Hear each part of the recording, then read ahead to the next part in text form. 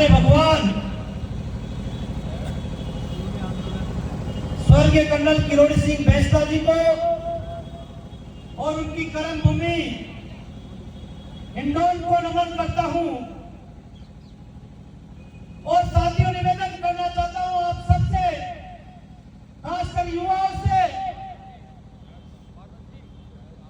कि आदरणीय कर्नल किरोड़ी सिंह बैंसला जी अपनी पूरी नौकरी करके और अपनी वृद्धावस्था में अपने समाज के लिए बहुत कुछ कर गए, जो कई वर्षों तक इतिहास नहीं मिट सकता, जो इतिहास कभी नहीं मिटाया जा सकता, वो अपनी बुजुर्ग अवस्था में हमें वो सब कुछ देकर गए हैं।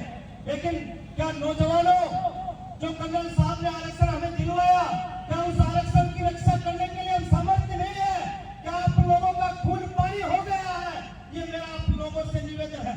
मैं तो धन्यवाद देना चाहता हूँ भाई प्रहलाद खटाड़ा को, कि पिछले 10 साल से मैं देख रहा हूँ स्वर्गीय कर्नल किरोड़ी सिंह बैंसला जी के साथ साथ में, और आज भी जो समाज जो वीरान हो चुका था, जो कर्नल साहब के हस्ताक्षर सरकार के साथ समझौते में हुए थे, जो मांगे हमारी नहीं मानी गई थी, आज उन मांगों को लेकर और आज उसको गुजरात आरक्षण को 9वीं अनुसूची में डलवाने की मांग को लेकर भाई प्रहलाद खटाड़ा जी आपने शुरुआत की है। मैं आपको इस मंच के माध्यम से धन्यवाद देना चाहता हूँ और आप लोगों को विश्वास दिलाना चाहता हूँ कि समाज के हक और अधिकारों की लड़ाई अगर कोई भी लड़े, समाज का कोई भी नौजवान, समाज का कोई भी नेता अगर आगे आकर आपके हक और अधिकारों की लड़ाई लड़ता है तो हमें उसका साथ देना चाहिए, उसके कंधे मजबूत करने चाहिए, हमें सकारात्मक सोच रखनी चाहिए। साथियों, आप लोगों से निवेदन करना चाहता हूँ, लोग कहते हैं कि नेता बन जाएंगे, नेता बन जाते हैं, नेता बन जाएंगे। अरे मैं आप लोगों से निवेदन करना चाहता हूँ कि मैं पिंटू चेरी सवाई माधोपुर से यहाँ आया हूँ। अगर मुझे नेतागिरी करनी होगी तो मेरे क्षेत्र में करूंगा, मेरे वार्ड से करूंगा। मैं भी सरपंच हूँ मेरी ग्राम पंचायत से। अगर मुझे नेतागिरी करनी है तो मेरे क्षेत्र में करूंगा, बयाना में आकर मैं क्या कर सकता हूँ। लेकिन प्रहलाद खटाड़ा ने बयाना से शुरुआत की है और ये शुरुआत हिंडौन होते हुए, बाड़ी धौलपुर होते हुए, करौली होते हुए, सवाई माधोपुर होते हुए पश्चिमी राजस्थान तक जाएगी। और शासन और प्रशासन से मेरा निवेदन है कि ये कोई हमारा आंदोलन नहीं है, ये कोई आक्रोश नहीं है। आप इस बात को गलतफहमी में मत लीजिए कि वो गुजरों का वो पहले वाला नृत्य आक्रोश नहीं दिख रहा। ये तो अभी तक हमारे कर्नल साहब की तरह हमारे भाई प्रहलाद खटाड़ा उसी अंदाज में नुक्कड़ सभा कर रहे हैं, गांव-गांव में जा रहे हैं। वो नौजवान जो केवल आरक्षण मिलने से संतुष्ट हो चुके हैं और अपनी जो मूल जो मांगे हैं उनको भूल चुका है, उस समाज को जगाने का काम कर रहे हैं। एक दिन आप देख लेना, यही कारवा जिला लेवल पर बड़ी महापंचायत का रूप लेगा और हम हमारा हक लेकर रहेंगे। मैं आदरणीय भजनलाल जी से निवेदन करना चाहता हूँ कि आप पूर्वी राजस्थान से बिलोंग करते हैं, गुजर बाहुल्य क्षेत्र से बिलोंग करते हैं, हमारा आपसे पड़ोसी का नाता है।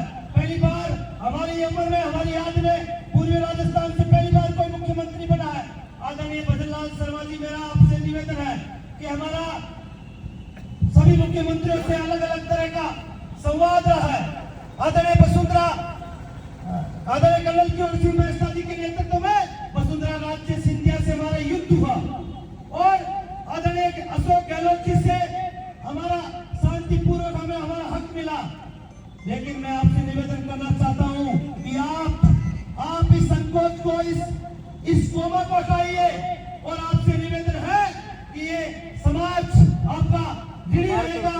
आपका समय है, बहुत अच्छा समय है, केंद्र में आपकी सरकार है, राज्य में आपकी सरकार है और हमारी मांग है कि आपके समय में हम हमारा हक तो छीन कर रहेंगे, लेकिन हम चाहते हैं कि आपका नाम हो जाए भजनलाल जी, हमारे गुजरात आरक्षण को 9वीं अनुसूची में डलवाने का आप काम करिए। मैं आपसे निवेदन करना चाहता हूं। साथियों,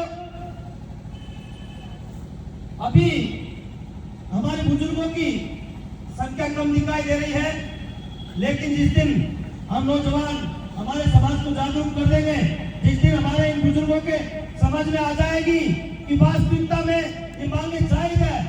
आदरणीय बुजुर्गों से मैं निवेदन करना चाहता हूं कि हमारा आरक्षण अंतिम शासी घट रहा है, हमें आरक्षण तो मिल चुका है, लेकिन हमारे आरक्षण को कभी भी कोई भी व्यक्ति सुप्रीम कोर्ट में जाकर अगर याचिका दायर करता है तो अगर सरकार की मंशा सही नहीं रही तो हमारा आरक्षण कभी भी समाप्त हो सकता है।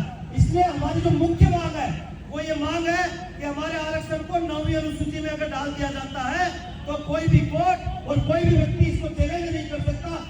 हमारी मुख्य मांग है और इसमें आप बुजुर्गों का आशीर्वाद हमें मिलना चाहिए। हम नौजवान ईंट से ईंट बजा देंगे। आप सबका बहुत बहुत धन्यवाद। राम राम साहब। बहुत बढ़िया।